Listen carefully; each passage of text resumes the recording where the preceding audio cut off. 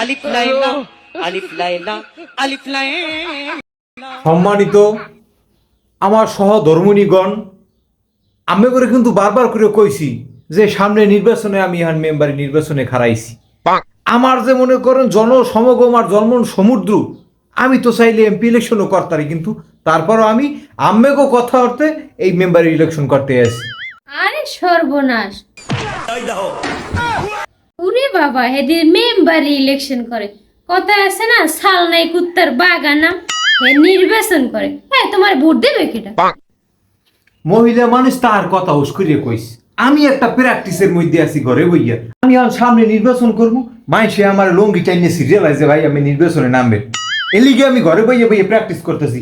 তুই ঘরের মহিলা ইয়ে যদি তুই আমার সাপোর্ট না দাও, তাহলে আমার সাপোর্ট কি পাশের বাড়ির ভাবি দেবে? কে তোর কি মনে হয় না যে আমি নির্বাচন করার মতো যোগ্য লোক? আমার মাসে মেম্বারিতে চাই। উরে বাবা রে, মানছে বলে ওনার লুঙ্গি টাইনে সিরিয়াল।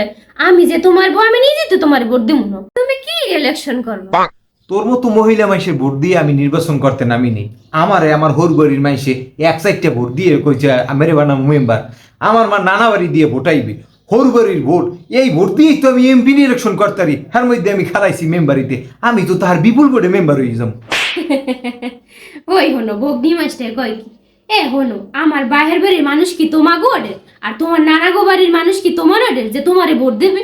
বাপের বাড়ির মানুষ তোমারে ভোট দেবে কেমনে? হ্যাঁ, বগনি মাস্টার কিচ্ছু জানে না।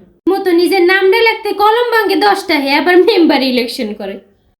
কথা উস্কই দিয়ে কইস, আমারে ভোট দিতে পারবে না তোরে কি জিগেইছি? হ্যাঁ, আমারে ভোট দেবে কে? তুই দেহ না এই যে নির্বাচনের সময় তাহার মরছে 40 বছর আগে হেই মাসে গিয়ে ভোট দিয়ে যায়। তা মরা মাইসে যদি ভোট দিতে পারে, আমার হরবাড়ির মাইসে অন্য অর্ডার হয়ে আমার ভোট দিতে পারবে না? আমি একতরফা মেম্বার হমু এডুক আমি জানি। তুই ভোট দেও কি না দাও ওইটাই হচ্ছে তোর বিষয়। সত্যি করে কও তো, তোমার এতে কেউ ওই মেম্বারিতে ভোট দেবে না? তাহলে তুমি কি মতলবে দাঁড়াইছো একটু বলো তো। সবাই লাইনে সব কথা ওর ঘরের বউর দ্বারা তো কওয়া যায় না, তারপরও শেয়ার করি। ধর আমি এই নির্বাচনে নামছি, নামিয়ে মনে করো 1000-3 টাকা খরচ করবো, মাইসেরে চা খাওয়ামু, যে না খাইবার জোর করে খাওয়ামু, 1500 টাকার পোস্টার ছাপাইতে দিছি, এরকম একটা গন্ডগোল করবো এলাকার মধ্যে। তাহার আমারও তো মনে করো গণ্যমান্য বেটার ইয়ে সাইডে ধরবে যে তুমি বউ বইতে কত সব, এই গেলে দেখা গেছে লাখখানের টাকা লই আমি চুপ করে বই যাম। এইটাই হচ্ছে একটা রাজনৈতিক টেকনিক। না ঠিক আছে, তুমি যেরম মানুষ দান্দামি ঠিকই আছে। এইটা মাথার মধ্যে ঢুকেই রাখ। আইজই তো মহিলা করে লইয়ে গোল মিটিং কর, টাকা পয়সা খরচ কর, পান হাতা পান খাওয়া।